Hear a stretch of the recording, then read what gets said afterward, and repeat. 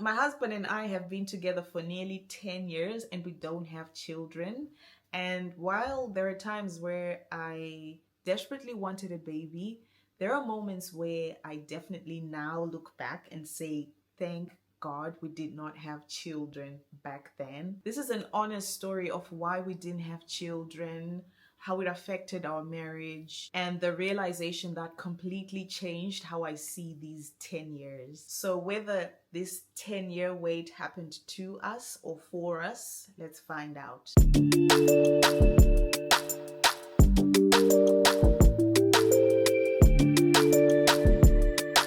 Hi, my name is Tino Tenda. Welcome to this channel and welcome to this video. This video is for that woman that has been married for years and they don't have children.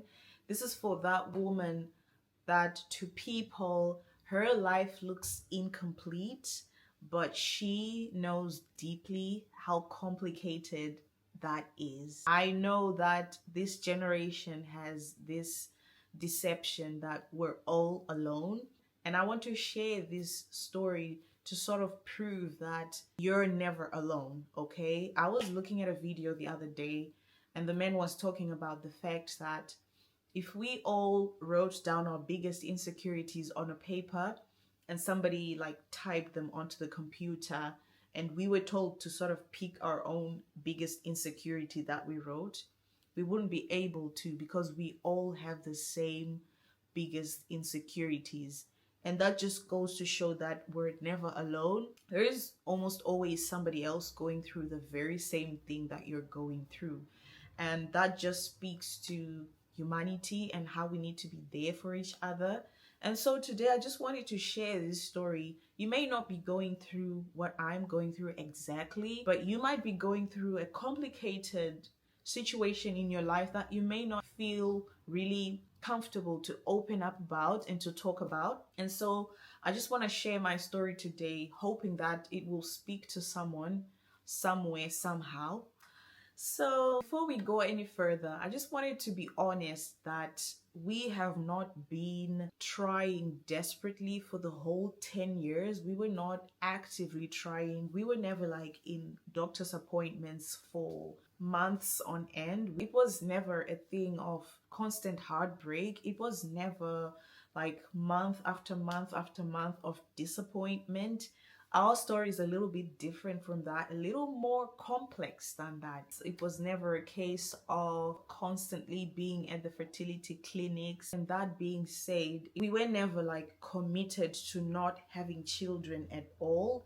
It was just something at the back of our minds as we did some other things, as we were preoccupied with some other things. At some point, we just assumed that it was going to happen naturally and we just sort of left it to divine intervention. As time went on, that emptiness becomes harder and harder to ignore because it's like this elephant in the room that's just there and you can't just ignore it forever. I mean, this is like 10 years we're talking. It's not like a year or two or even three.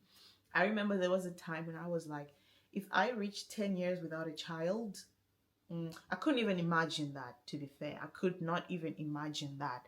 But here I am. Well, it's not technically 10 years. We're like 9 years in, nearly 10 years. So, yeah, it is something that you end up not being able to ignore anymore. It's not like something that you just forget about. I will just start with a backstory of how everything transpired, okay? I'll start with how we met. So we met at church, myself and my husband. I had just finished my studies, my degree. I did that in South Africa. And then I went back to Zimbabwe. I think that was 2016. I went back to Zimbabwe.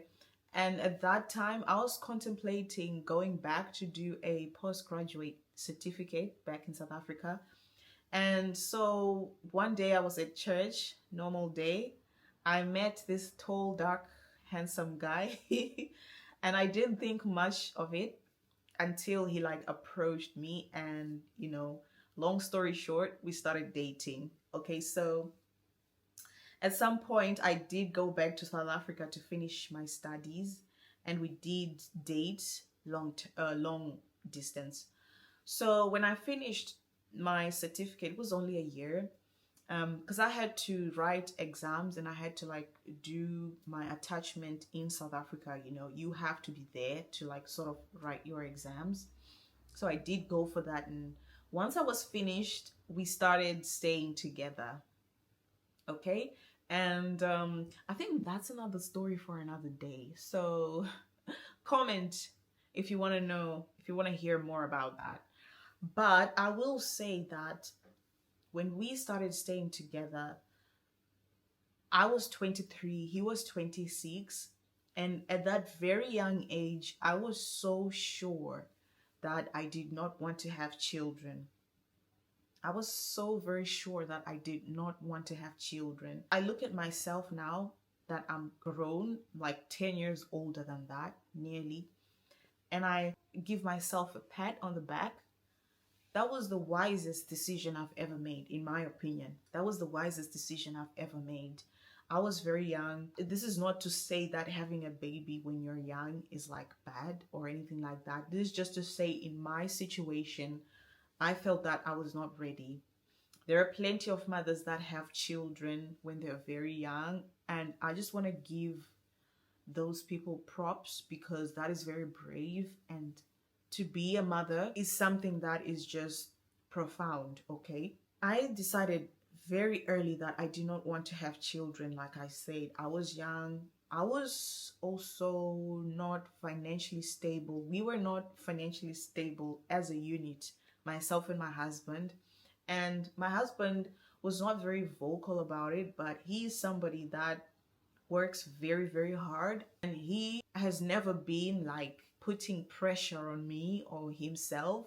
You know, he has always been really level headed to say, I need to work very hard. I need to improve our life before we can like commit to this. And that was really, really, we were young, but we were very, very mature. We were mature, but we weren't mature, if you know what I mean. So I was very emotionally immature. I was emotionally immature, and I don't think that having a baby would really be a good idea. It would have been a bad idea. It would have been a disaster, catastrophic, to be fair. When I look at myself with my now early 30-year-old eyes, I just see a woman that was just lost. I see a woman that was just trying to navigate life. I just was looking at a woman that was trying to build from scratch. I see a woman that was just really struggling to navigate life with very little guidance. If I had a baby back then, I can't even imagine. I cannot even imagine how it would have been like. And I don't want to even think about it because I'm so, so grateful for that. It could be as messed up as it sounds. I am very grateful I did not have a child back then. I very early on realized that there are some things that I need to work on. I could not pinpoint exactly what I needed to do. I just knew that I have to improve my life. I just knew that there are some basic things that I needed to get myself onto before I started thinking about having a child. And I'm not saying that you have to be 100% ready for you to have a child. People have children all the time and they're like not ready at all and they turn out great. That's good for them. But in my case, I just did not see myself being responsible for another person that is completely dependent on me. And I could not see my husband being emotionally available to that whole situation, if you know what I mean. So basically, it would have been catastrophic, okay? It would have been a catastrophe.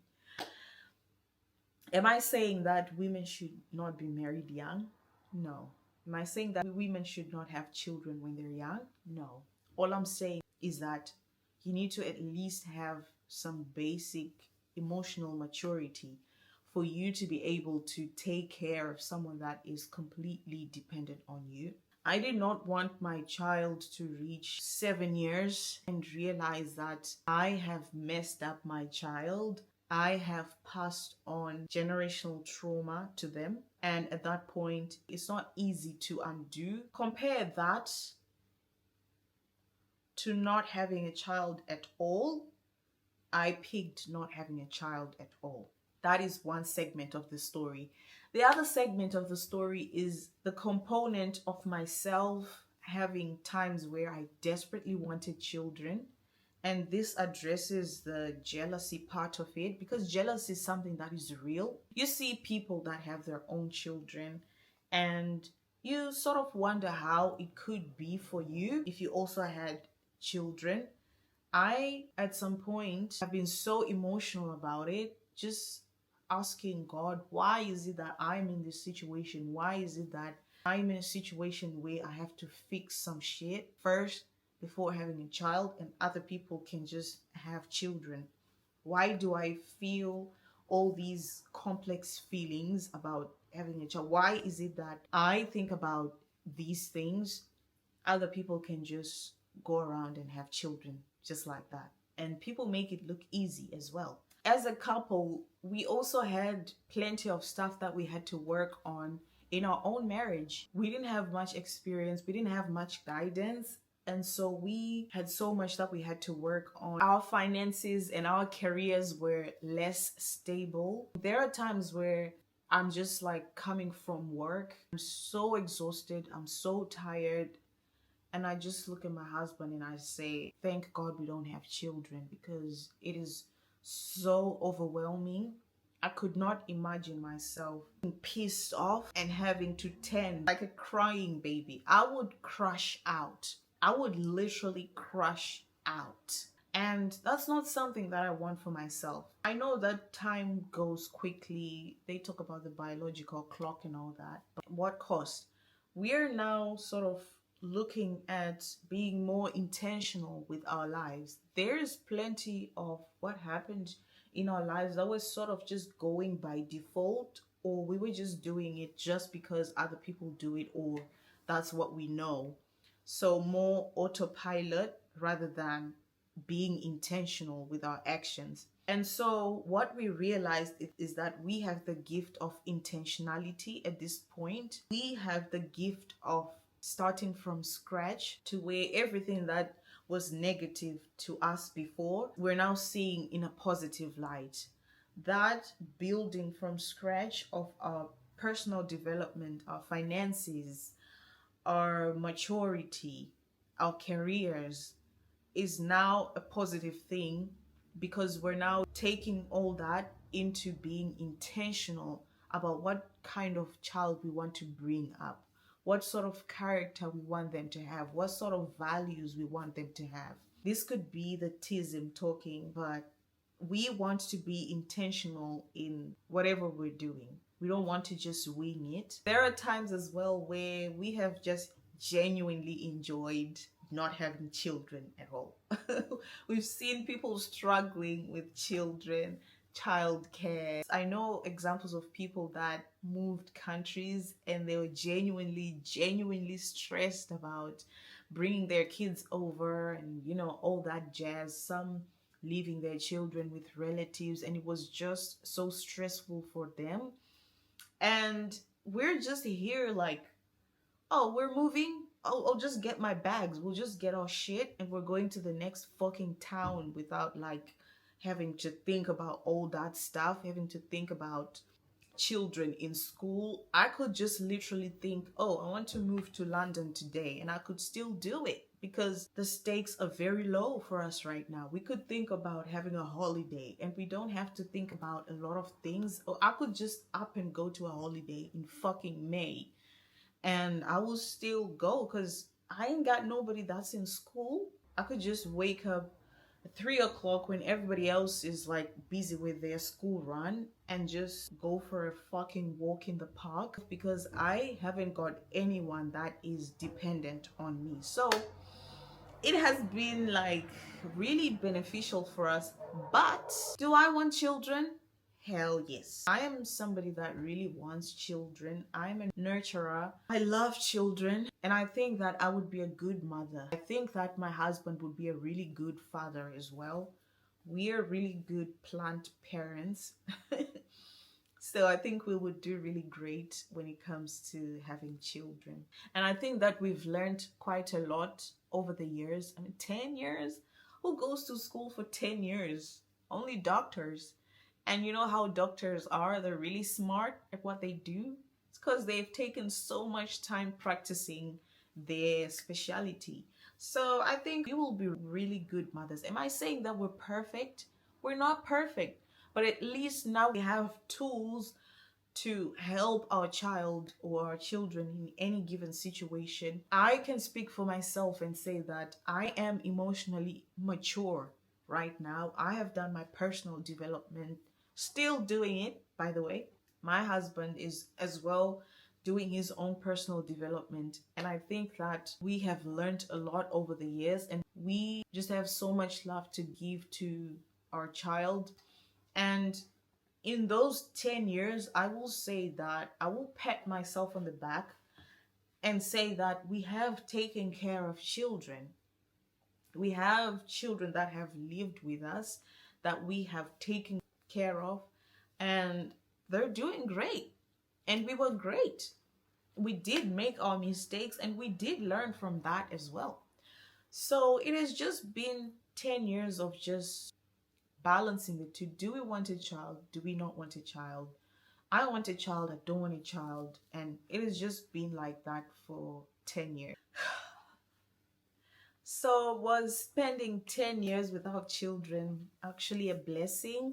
I wouldn't call the longing, the feeling desperate a blessing, but I would say that the people that we are now because of that 10-year wait is definitely a blessing. And we just now live by Philippians 4:11, which says that I have learned to be content with whatever situation I'm in, with whatever circumstance I'm in, and that is who we are at this point.